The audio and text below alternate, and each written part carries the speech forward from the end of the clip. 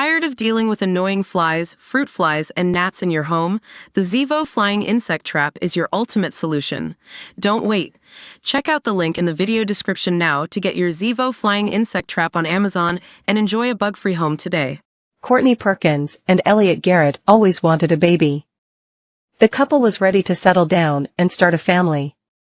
Elliot worked with his brother in running the family's pest control business, and Courtney was a carer. In 2021, they sadly lost a baby around Christmas at 5 weeks. But the following year, Courtney became pregnant again. The couple, both then 24, was overjoyed. It was a boy, and they had already decided on a name, Reggie. For Courtney, a type 1 diabetic, any pregnancy was high risk. But no one foresaw what happened during her pregnancy. At 34 weeks, she was suffering from influenza when she realized she couldn't feel Reggie moving anymore. Her stepmother rushed her to hospital. They were meant to go to King's College, but Lewisham was the closest. They arrived at around 10:45 a.m. and Courtney told doctors she wanted them to check Reggie's heartbeat. Courtney and her stepmother frantically asked again and again, but the response was always the same: someone is coming. When doctors finally checked Reggie's heartbeat at around 9 p.m., he was already dead. No one had checked his little heart for 10 whole hours, and now it was too late. Later, the NHS Trust would admit to lapses and failures, and apologize to Courtney and Elliot. But at the time, it was just the first of a litany of errors inflicted on the already heartbroken couple. From nurses sitting around as Courtney projectile vomited to others who laughed during their stillborn tragedy, the young couple was put through every parent's worst nightmare. It wasn't their fault. But as they told Mail Online, for the rest of their lives they will wonder if there's anything they could have done to save their baby boy. They hope he didn't suffer and that he passed away peacefully. With tears welling in his eyes, Elliot sobbed, "I will never know." Courtney, sitting beside him in their flat with their son Harrison, who was born after the tragedy, added, "Reggie's cause of death was starvation of oxygen.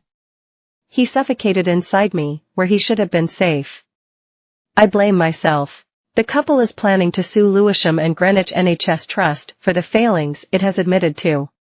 But nothing will get them back their little boy or rid them of the horrible memories of what was to follow.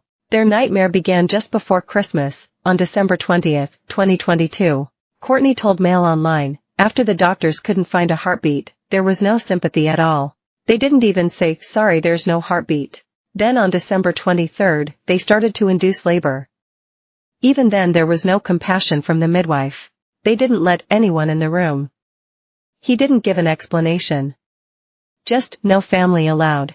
When I got there, I was left in the room with the door open for me to hear other babies crying and see them checking babies' heartbeats. She added, "Why has it taken a life lost to see that the hospital systems are broken?"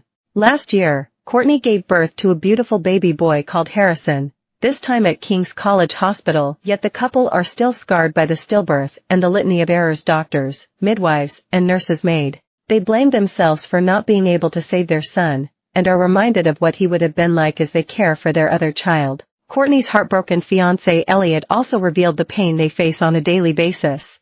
In tears, he told Mail Online, "I was a wreck. I couldn't face anything. I didn't answer the phone. I wanted to kill myself. I was watching cars, buses, lorries, and I thought, one step and that's it. I have never felt so alone. I have had days when I'm not myself.